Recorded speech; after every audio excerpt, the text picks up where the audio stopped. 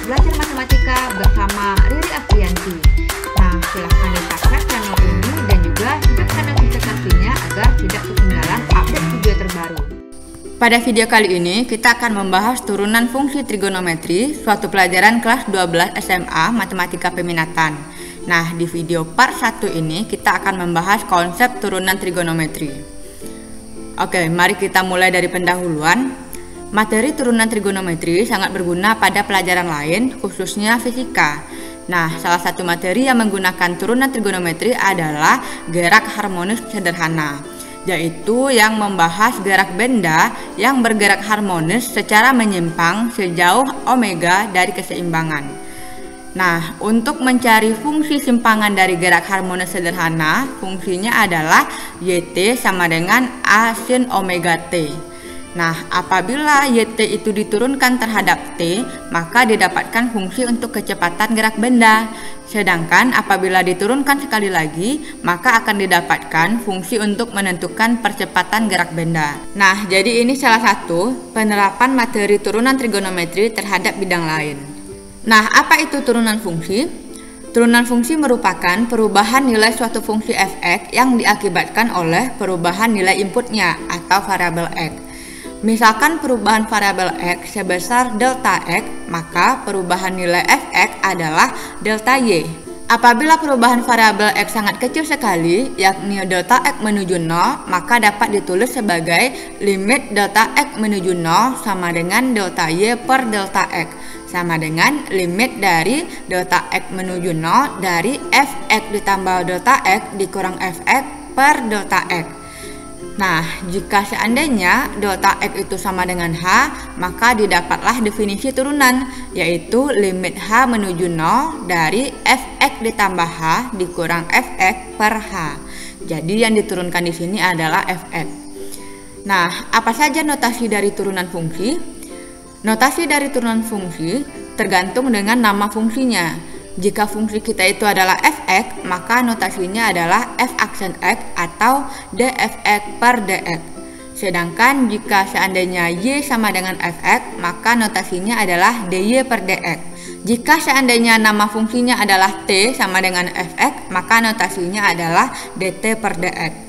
Jadi notasi turunan fungsi sesuai dengan nama fungsinya. Oke, yang akan kita pelajari dalam materi ini adalah yang pertama, konsep turunan trigonometri. Kemudian sifat-sifat operasi turunan trigonometri. Lalu turunan rantai. Kemudian kita akan mempelajari turunan kedua fungsi trigonometri. Dan yang terakhir aplikasi turunan trigonometri. Nah, mari kita mulai dari yang pertama, yaitu konsep turunan fungsi trigonometri. Nah, sebelumnya kita harus ingat mengenai definisi turunan berdasarkan limit yang sudah dibahas tadi, yaitu limit h menuju 0 dari f(x) ditambah h dikurang f(x) per h. Kemudian kita juga harus ingat sifat-sifat dari operasi turunan.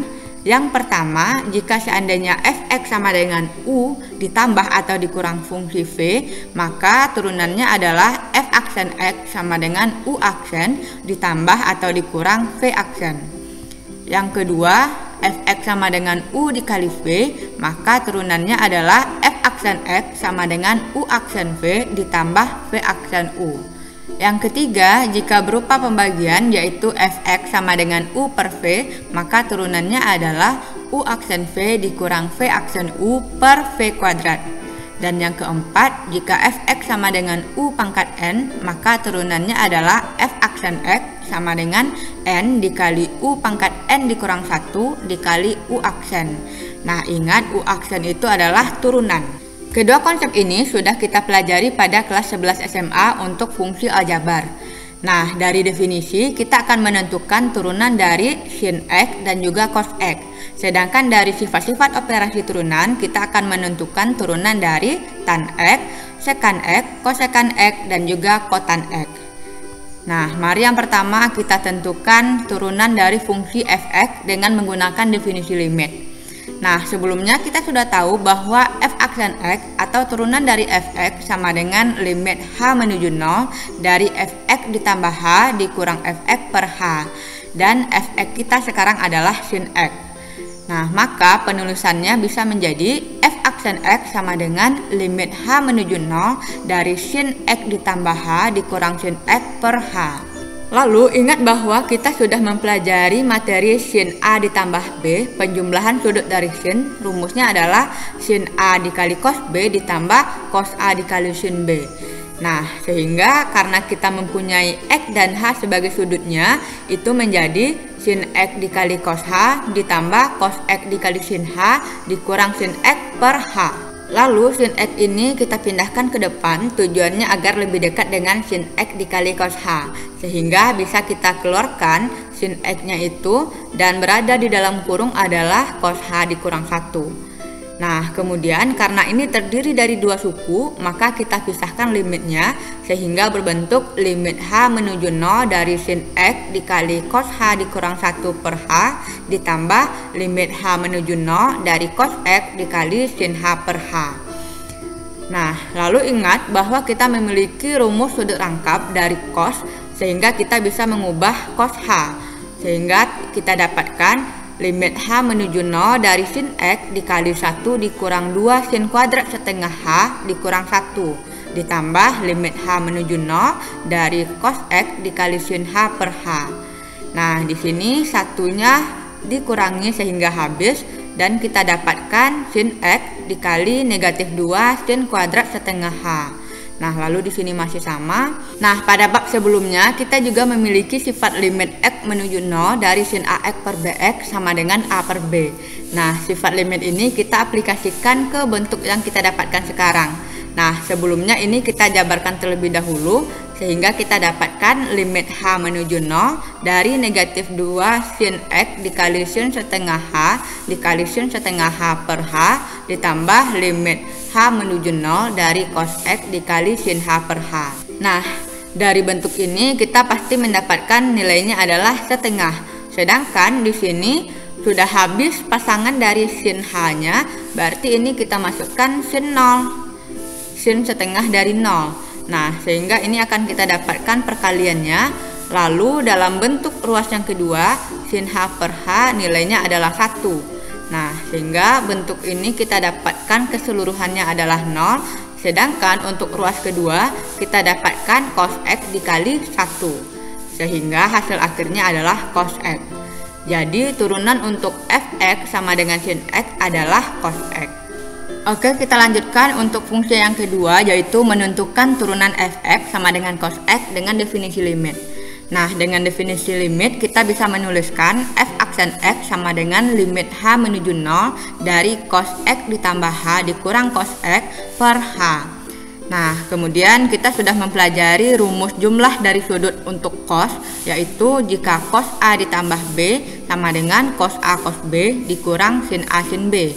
Nah, sehingga kalau kita sesuaikan dengan sudut yang kita punya, di sini menjadi cos X kali cos A dikurang sin X dikali sin H dikurang cos X. Nah, lalu di sini cos X-nya kita pindahkan ke depan sehingga menjadi cos X dikali cos H dikurang cos X dikurang sin X dikali sin H. Tujuannya adalah agar bisa kita keluarkan cos X-nya dan cos H dikurang 1 tinggal di dalam kurung. Nah, kemudian bentuk ini karena terdiri dari dua suku, maka kita pisahkan limitnya. Lalu cos H dikurang 1 kita ubah dengan menggunakan rumus sudut rangkap, sehingga kita dapatkan bentuk limit H menuju 0 dari cos X dikali 1 dikurang 2 sin kuadrat setengah H dikurang 1. Nah, kemudian 1 di sini bisa kita kurangi sehingga kita dapatkan bentuk cos X dikali negatif 2 sin kuadrat setengah H per H. Nah, untuk menyelesaikan bentuk ini kita perlu rumus sin AX per BX untuk limit X menuju 0 yang nilainya adalah A per B. Nah, kemudian sebelum itu kita jabarkan dulu bentuk negatif 2 sin kuadrat setengah H sehingga menjadi limit H menuju 0 dari negatif 2 cos X dikali sin setengah H dikali sin setengah H per H dikurang limit H menuju 0 dari sin X dikali sin H per H. Nah, bentuk yang ini bisa kita gunakan sifat limit sehingga kita dapatkan 1/2.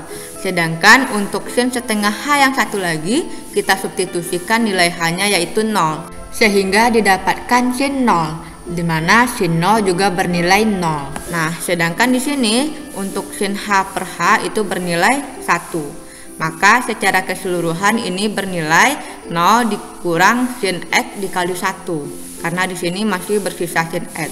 Maka hasil akhirnya adalah negatif sin X.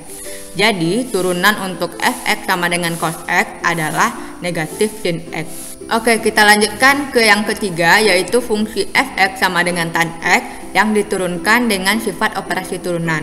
Nah, kita tahu bahwa tan X itu adalah sin X per cos X, dan kita juga ingat bahwa untuk fx sama dengan u per v, maka turunannya adalah f aksen x sama dengan u aksen v dikurang v aksen u per v kuadrat. Nah, di sini jika seandainya ini sebagai u, maka turunannya adalah cos x. Dan jika cos x sebagai v, maka turunannya adalah negatif sin x. Nah, lalu dengan menggunakan rumus ini sebagai u aksen v dikurang v aksen u per v kuadrat, sehingga kita dapatkan cos x dikali cos x dikurang negatif sin x dikali sin x per cos kuadrat x. Nah, ini bisa kita tuliskan sebagai cos kuadrat X ditambah, karena ini negatif dikali negatif, didapat sin kuadrat X. Nah, ingat identitas trigonometri bahwa sin kuadrat X ditambah cos kuadrat X bernilai 1. Sehingga bentuk pada pembilang ini menjadi 1 per cos kuadrat X. Dan identitas trigonometri yang lain yaitu 1 per cos X nilainya adalah sekan X. Berarti di sini hasil akhirnya adalah sekan kuadrat X. Jadi turunan untuk fx sama dengan tan x adalah sekan kuadrat x. Nah, kita lanjutkan untuk bentuk yang keempat, yaitu menentukan turunan fx sama dengan sekan x dengan operasi turunan. Nah, di sini kita bisa menggunakan sifat sekan x yaitu 1 per cos x, lalu kita gunakan rumus turunan untuk u per v, yaitu u aksen v dikurang v aksen u per v kuadrat. Nah, jika 1 sebagai u, maka u aksennya adalah 0. Dan cos x sebagai v, berarti turunannya adalah negatif sin x. Kemudian dengan menggunakan rumus u aksen v dikurang v aksen u per v kuadrat, kita dapatkan bentuk 0 dikali cos x dikurang negatif sin x dikali 1 per cos kuadrat x. Nah, bentuk ini jika kita sederhanakan didapat sin x per cos kuadrat x. Lalu cos kuadrat x ini kita jabar menjadi cos x dikali cos x. Dan kita ingat bahwa sin x itu, sin x per cos x nilainya adalah tan x. Sedangkan 1 per cos x nilainya adalah sekan x. Sehingga bentuk ini bisa kita ubah menjadi sekan x dikali tan x. Nah, jadi untuk turunan sekan x adalah sekan x dikali tan x. Kita lanjutkan ke bentuk yang kelima, yaitu menentukan turunan fx sama dengan kosekan x dengan sifat operasi turunan. Nah, kita memanfaatkan bentuk dari kosekan x sama dengan 1 per sin x. Dan juga masih menggunakan bentuk dari u per v, maka turunannya adalah u aksen v dikurang v aksen u per v kuadrat. Jika 1 adalah u, maka turunannya adalah 0. Dan sin x sebagai v, maka turunannya adalah cos x. Maka dengan menggunakan rumus u aksen v dikurang v aksen u per v kuadrat, kita dapatkan 0 dikali sin x dikurang cos x dikali 1 per sin kuadrat x. Nah, bentuk sederhananya adalah negatif cos x per sin kuadrat x. Kemudian bentuk sin kuadrat x itu kita jabar menjadi sin x dikali sin x. Dan ada identitas trigonometri yaitu cos x per sin x sama dengan kotan x. Dan 1 per sin x sama dengan kosekan x. Sehingga bentuk ini cos x per sin x kita ubah menjadi kotan x. Sedangkan 1 per sin x kita jadikan kosekan x. Sehingga bentuk akhirnya adalah negatif kosekan x dikali kotan x. Jadi untuk fx sama dengan kosekan x, maka turunannya adalah negatif kosekan x dikali kotan x. Oke, yang terakhir yaitu menentukan turunan fx sama dengan kotan x dengan sifat operasi turunan. Nah, dengan memanfaatkan bentuk kotan x sama dengan cos x per sin x dan juga dengan menggunakan rumus pembagian dari turunan, maka jika u adalah cos x, turunannya adalah negatif sin x. Dan jika v adalah sin x, maka turunannya adalah cos x. Lalu dengan menggunakan rumus kita dapatkan negatif sin x dikali dengan sin x dikurang cos x dikali cos x per sin kuadrat x. Nah, bentuk ini bisa kita jadikan negatifnya dikeluarkan dan di dalamnya sin X dikali sin X menjadi sin kuadrat X ditambah cos kuadrat X per sin kuadrat X. Nah, berdasarkan identitas trigonometri, bentuk sin kuadrat X ditambah cos kuadrat X adalah 1, sehingga kita dapatkan negatif 1 per sin kuadrat X. Lalu 1 per sin X merupakan kosekan X, jadi bentuk akhirnya adalah negatif kosekan kuadrat X. Jadi turunan dari kotan X adalah negatif kosekan kuadrat X. Nah, mari kita simpulkan terlebih dahulu. Untuk fx sama dengan sin X, maka turunannya adalah cos X. Untuk fx sama dengan cos X, maka turunannya adalah negatif sin X. Kemudian untuk tan X, turunannya adalah sekan kuadrat X. Untuk sekan X sama dengan sekan X dikali tan X. Untuk kosekan X, turunannya adalah negatif kosekan X dikali kotan X. Dan yang terakhir untuk kotan X, maka turunannya adalah negatif kosekan kuadrat X. Nah, mari kita gunakan rumus-rumus ini untuk soal-soal. Ini terdapat 4 soal. Nah, yang pertama, tentukan turunan dari Y sama dengan tan X ditambah cos X. Dan yang kedua, tentukan turunan dari 1 ditambah sin X per cos X. Oke, langsung kita jawab. Karena nama fungsinya di sini adalah Y dan variabelnya adalah X, maka nama turunannya adalah dy per dx.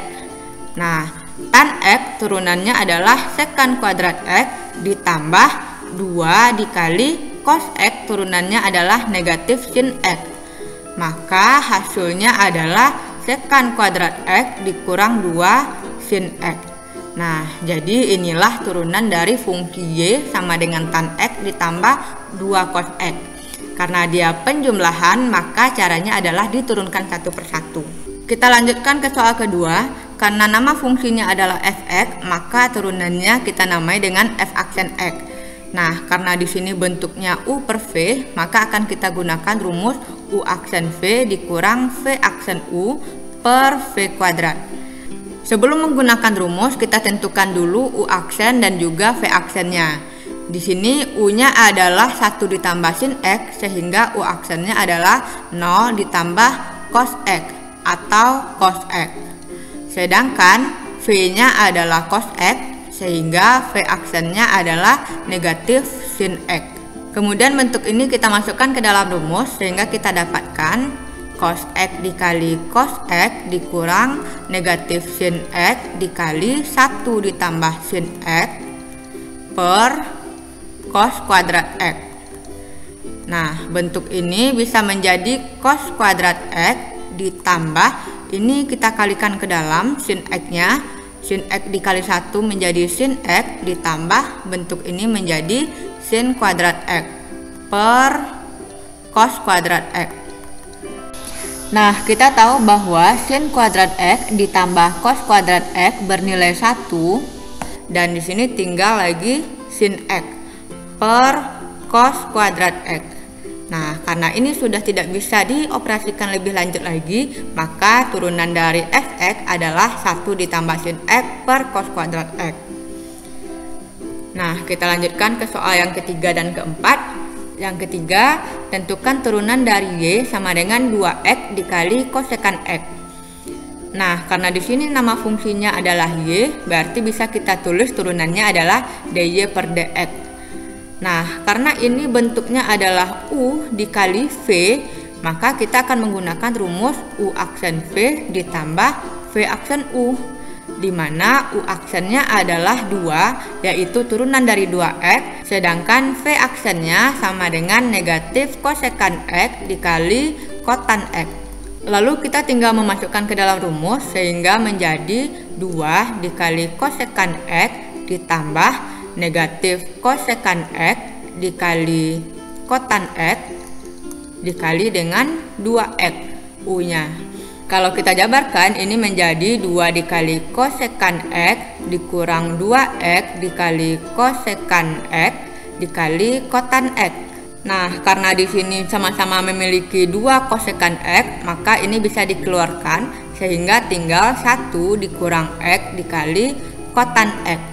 Nah, karena bentuk ini sudah tidak bisa disederhanakan lagi, maka turunan dari 2x dikali kosekan x adalah 2 kosekan x dikali 1 dikurang x kotan x. Oke, untuk soal yang terakhir yaitu fx sama dengan sekan x per 3x kuadrat. Nah, karena ini bentuknya adalah u per v, berarti kita jadikan f aksen x sama dengan u aksen v dikurang v aksen u per v kuadrat. Di sini u-nya adalah sekan x, sehingga u aksennya adalah sekan x dikali tan x. Nah, sedangkan v aksennya karena v adalah 3x kuadrat, maka turunannya adalah 6x. Kemudian kita masukkan ke dalam rumus sehingga menjadi sekan x dikali tan x dikali dengan 3x kuadrat dikurang dengan v aksen yaitu 6x dikali u yaitu sekan x per v kuadrat yaitu 3x kuadrat dikuadratkan.